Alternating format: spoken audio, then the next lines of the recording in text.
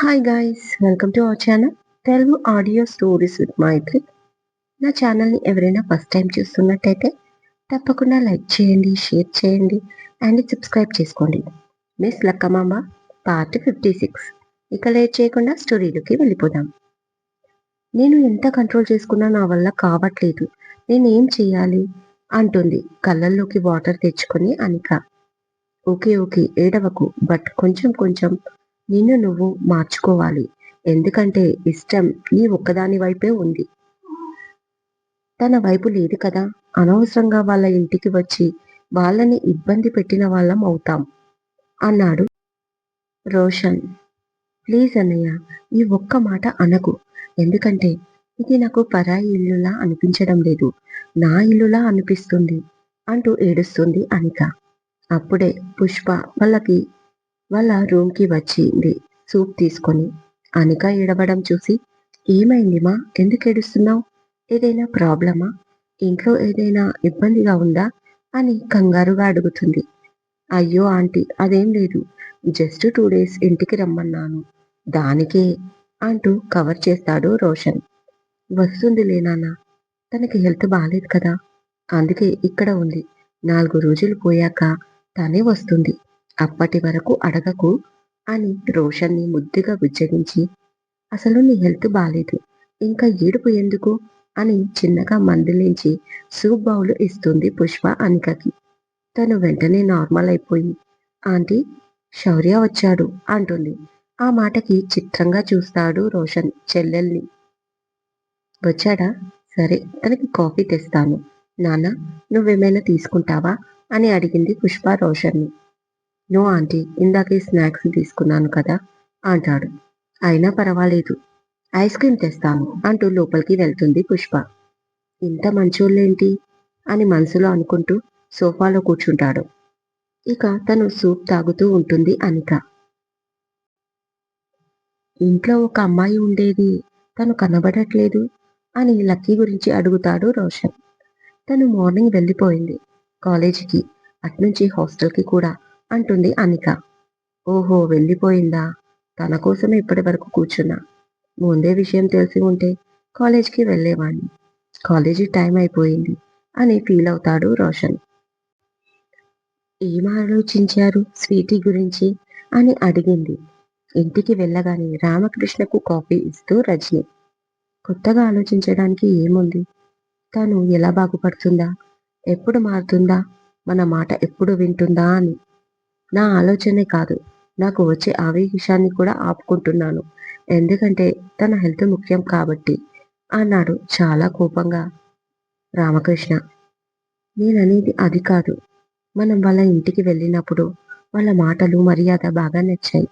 మన అమ్మాయిని పుష్ప గారు తన కూతుర్లా చూసుకుంటుంది. ఇంత మంచితనం, మనం మన అమ్మాయికి ఇంత మంచి సంబంధం చూసినా తనని ప్రేమగా చూసుకునే ఫ్యామిలీని మాత్రం తీసుకురాలేమో అంటుంది రజని. అంటే ఇప్పుడు ఏమంటావు అని సూటిగా చూస్తూ అడిగాడు రామకృష్ణ. ఆ చూపుకి భయపడిన రజని మెల్లిగా, ఒక్కసారి రోషన్ గురించి ఆలోచించమని అంటున్నా అంటుంది ఒక్కో మాట ఏరుకుంటూ. అంటే ఇప్పుడు ఆ శౌర్యాన్ని అల్లుడిగా యాక్సెప్ట్ చేయమంటావా అని అడిగాడు రామకృష్ణ.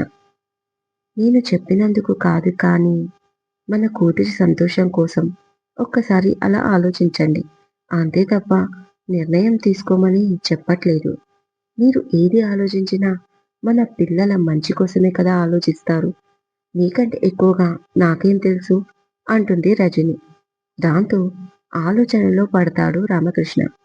తన మాటల్లో కూడా వాస్తవం ఉంది. నా పిల్లలు సుఖంగా సంతోషంగా ఉండాలి, దానికోసం ఏదైనా చెయ్యాలి అని కాఫీ కప్పు అక్కడే వదిలేసి, నాకు కొంచెం పని ఉంది అంటూ బయటికి వెళ్ళిపోతాడు. ఇక అలా చూస్తూ ఉండిపోతుంది రజని.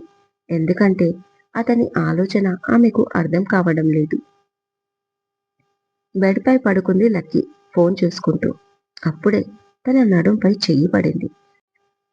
ఉలిక్కి పడిన లక్కీ వెంటనే తిరిగి చూస్తే శౌర్య నవ్వుతూ కనిపించాడు. బావా, మీరేంటి ఇక్కడికి వచ్చారు అని కంగారుగా అడిగింది. నీకోసమే వచ్చాను అంటూ అలాగే గట్టిగా చుట్టుకొని ఆమె పైన పడిపోయాడు. తెలియకుండానే లక్కీ చేతులు కూడా అతన్ని పెనవేశాయి. బావా ప్లీజ్, పక్కనే ఫ్రెండ్ ఉంది అంటుంది తన బెడ్కి కొంచెం దూరంలో పడుకున్న నందినిని చూసి. తను నిద్రపోతుంది. కావాలంటే నువ్వు కూడా నిద్రపో అన్నాడు ఆమె మెడవంపులో ముఖం దాచుకొని. ఇక లక్కీకి మైకం కమ్మేసింది. ఇంత అర్ధరాత్రి హాస్టల్కి ఎలా వచ్చాడు, ఎవరైనా చూస్తేనో అని ఆలోచిస్తూనే బాబా ప్లీజ్ వదలవా అంటుంది లక్కీ కళ్ళు మూసుకొని. ఇన్ని రోజులు వదిలేశాను కదా, ఇంకెన్ని రోజులు వదిలేయాలి అంటూ ఆమె కంఠంపై ముద్దుల వర్షం కురిపించాడు శౌర్య. ఇక లక్కీ తాళలేక బాబా ప్లీజ్ అంటుంది, కానీ తన మాట బయటికి రావడం లేదు. ఇంకా తనలో ఏదో తెలియని ఫీలింగ్ కలుగుతుంది శౌర్య పైన. అలాగే గట్టిగా పట్టుకొని పడుకుంది. తన శరీరంలో ఏదో కరెంటు పాస్ అయ్యి తనని ఉక్కిరి బిక్కిరి చేస్తుంది. శౌర్య కూడా ఆమె వల్లంతా అతని చేతులతో తరుముతూ ఆమె కళ్ళల్లోకి చూస్తూ లక్కీ పెదాలను తన పెదాల దగ్గరికి చేర్చుకున్నాడు.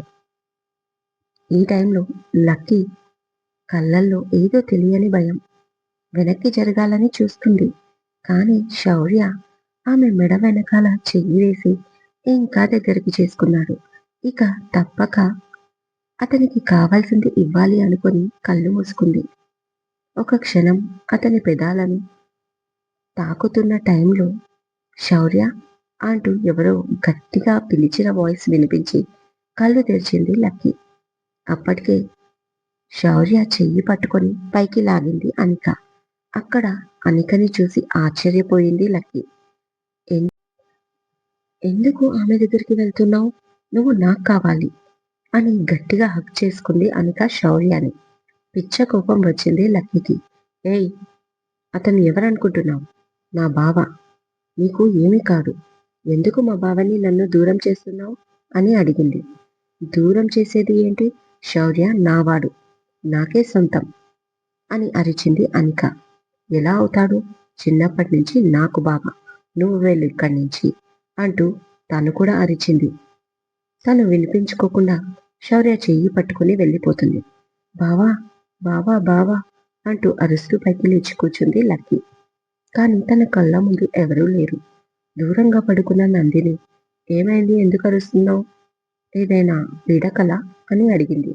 వాట్ కళ, రూమ్లో ఎవరూ లేరు అంటే రాలేదా అనుకుంటూ ఇందాక ఎవరూ రాలేదా మన రూమ్కి అని అడిగింది లక్కీ.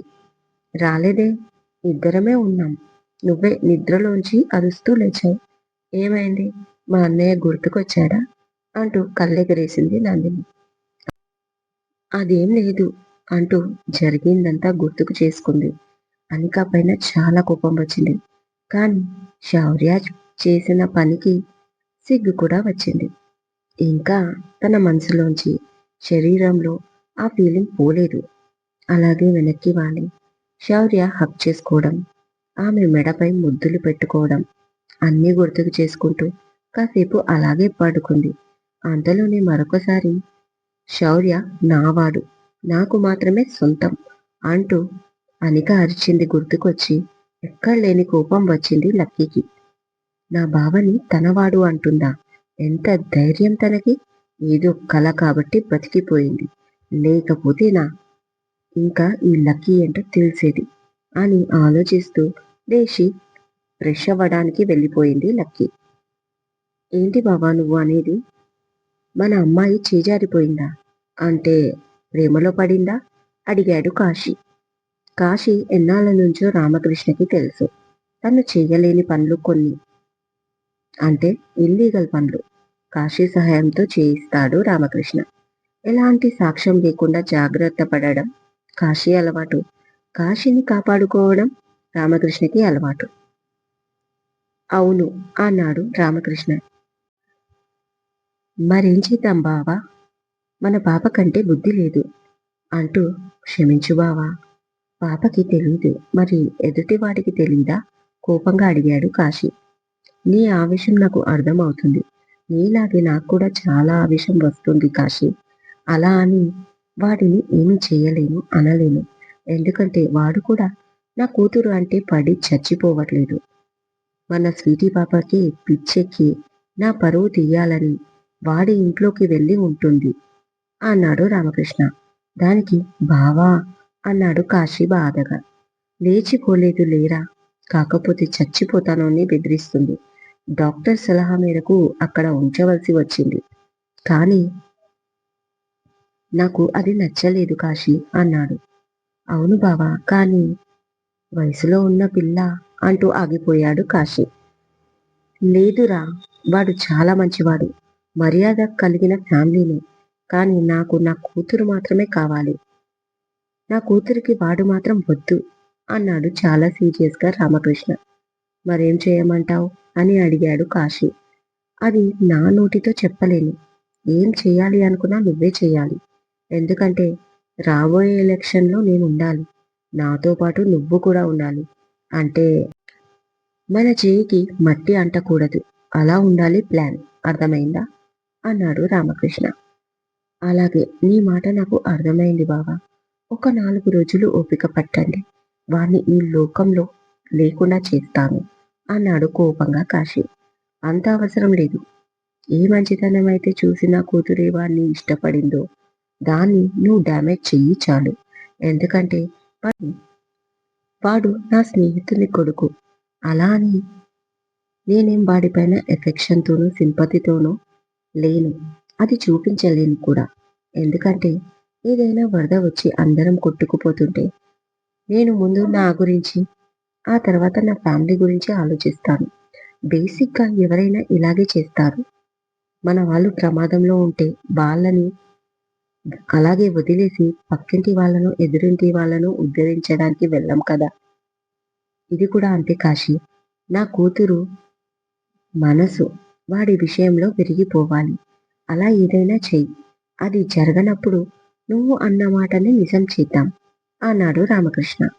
అలాగే బాబా, నాకు అర్థమైంది. నేను మళ్ళీ కాల్ చేసే వరకు మీరు నాకు కాల్ చేయకండి అంటూ కాల్ కట్ చేశాడు రామకృష్ణ. కాశీ ఏదైనా పని మొదలు పెట్టాడు అంటే ఇక దానికి తిరుగు ఉండదు. దాంతో హ్యాపీగా లోపలికి వెళ్ళాడు రామకృష్ణ. తెల్లవారుజామున వచ్చిన కలలు నిజమవుతాయని అంటారు. మా బావ నా దగ్గరికి వచ్చింది నిజమా? ఒకవేళ అది నిజమైతే నేను మా బావ అలా అని ఆలోచన వచ్చి అంతలోనే హా, బానే ఉంటుందిలే, కానీ ఆ రాక్షసి వచ్చి చెడగొట్టిందిగా, అది కూడా నిజమైతే అమ్మో, ఇంకేమైనా ఉందా, చంపేస్తాను దాన్ని అనుకుంటుంది లక్కీ. హాస్టల్ నుంచి కాలేజీకి బయలుదేరుతుంది. దారిలో ఉన్నంతసేపు శౌర్య తనని ముట్టుకోవడం, పట్టుకోవడం, హక్ చేసుకోవడం, తనపై ముద్దులు కురిపించడం, ఇవే ఆలోచనలు. అది తలుచుకున్నప్పుడల్లా లక్కీ ఒంట్లో వైబ్రేషన్స్ వస్తున్నాయి. జనరల్గా ఏదైనా మూవీలో మసాలా సీన్స్ చూస్తున్నప్పుడు అలా అనిపించేది. అప్పుడు కూడా ఏ రణబీర్ కపూర్నో, ఈ కార్తిక్ ఆర్యన్నో తలుచుకునేది. కానీ ఇప్పుడు మాత్రం వాళ్ళు ఊహకే రావట్లేదు. ఒకవేళ తలుచుకున్న శౌర్యానే వస్తున్నాడు తన ఊహల్లోకి. అయినా మా బావ కూడా ఆ హీరోల కంటే తక్కువేం కాదులే. ఆ హైట్ ఏంటి, ఆ పర్సనాలిటీ ఏంటి, తన కళ్ళల్లో ఆ కోపం, అబ్బా, ఇది వరకు సరిగ్గా గమనించలేదు కానీ పర్లేదు, మంచి హ్యాండ్సమ్ అనొచ్చు అనుకుంటుంది లక్కీ ఫోన్లో శౌర్య ఫోటో చూసుకుంటూ. అలా తన లోకంలో తను నడుచుకుంటూ వెళ్తుంటే అప్పుడే ఒక స్పీడ్గా రేసింగ్ బైక్ వచ్చి ఆగుతుంది తన పక్కనే. హెల్మెట్ పెట్టుకున్న అతను తనని చూస్తూ ఉంటాడు. లక్కీ కూడా అతని వైపు డౌట్ఫుల్గా చూస్తుంది. అప్పుడే హెల్మెట్ తీసి హాయ్ లాస్యా అంటాడు రోషన్. హాయ్ అంటుంది రోషన్ని చూసి. ఏంటి కాలేజీకా, డ్రాప్ చేయాలా అంటాడు స్టైల్గా.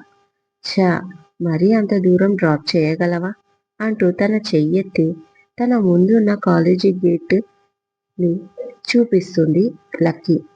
ఐ నో, కాలేజీ ఇక్కడే ఉంది అని నాకు తెలుసు, బట్ నా కాన్సెప్ట్ నీకు అర్థం కాలేదు. ఇది నా కొత్త బైక్, నిన్ననే ఇంపోర్ట్ అయ్యింది. జస్ట్ ఇప్పుడే ఎయిర్పోర్ట్ నుంచి ఇక్కడికి తీసుకొస్తున్నాను.